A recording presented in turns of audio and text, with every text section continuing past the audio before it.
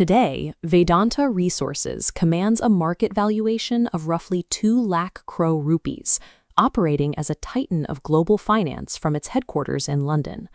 Tracking that empire back to its origin takes us to 1977, as a 19-year-old scrap dealer from Bihar arrives in Mumbai. Anil Agarwal stepped off the train carrying only a tiffin box and a VIP suitcase. His first foothold in the city was a 17-rupee shared bed in a Kalbadevi lodge. At the time, the Indian corporate landscape was practically impenetrable. To sit at the big desks, you needed the right pedigree, fluent English, and a legacy last name like Tata or Birla. For a boy with no connections, playing by the established rules was a guaranteed dead end. He would have to secure a seat at the table through pure improvisation. He navigated the overwhelming scale of the city using a literal checklist. Some of the goals were the simple fantasies of a small-town teenager: touch a bottle of V869, see a cabaret, and stand outside the studios just to catch a glimpse of Bollywood legends like Raj Kapoor. Written right alongside those adolescent dreams was another goal: to become an industrialist, matching the giants he read about in the newspaper. Treating the sighting of a movie star and the construction of a financial empire as equal, checkable items revealed a dangerous, boundaryless optimism. He simply did not recognize the limits everyone else accepted.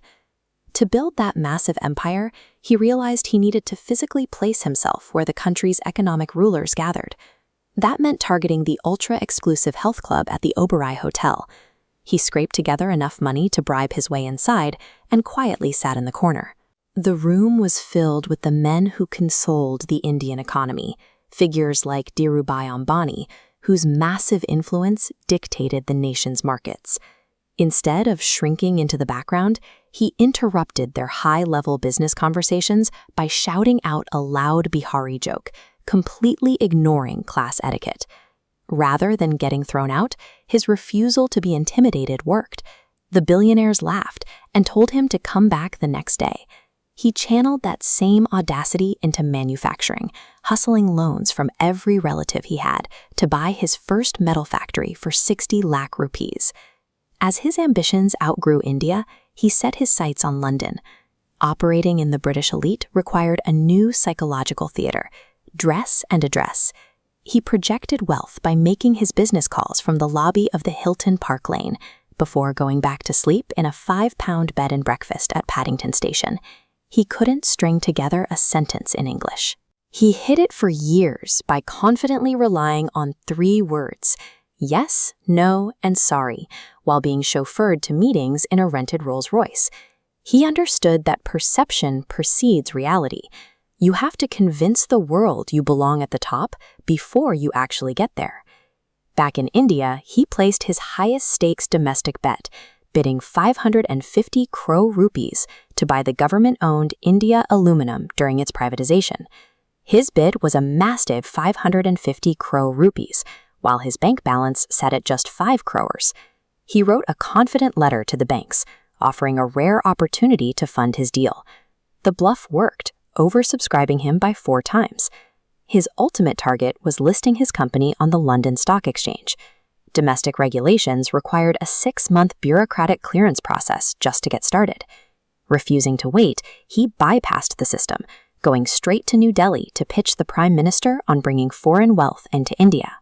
Finance Minister Jaswant Singh recognized the sheer bravery of a scrap dealer trying to pull off a global listing, throwing the government's support behind him.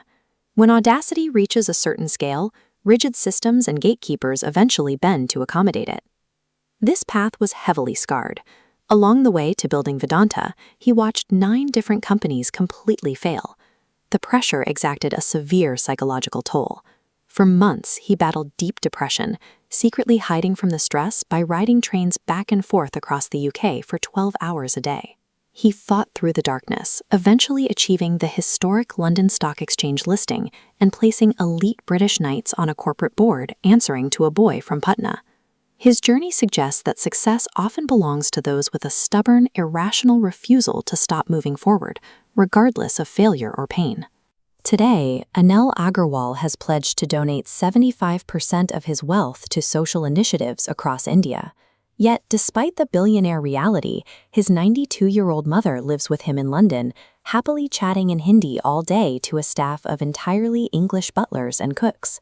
It encapsulates his entire strategy. He never tried to become the elite establishment. He forced the establishment to adapt to him. Pedigree, perfect language, and institutional connections can all be bypassed, so long as you possess a shameless, unapologetic lack of fear.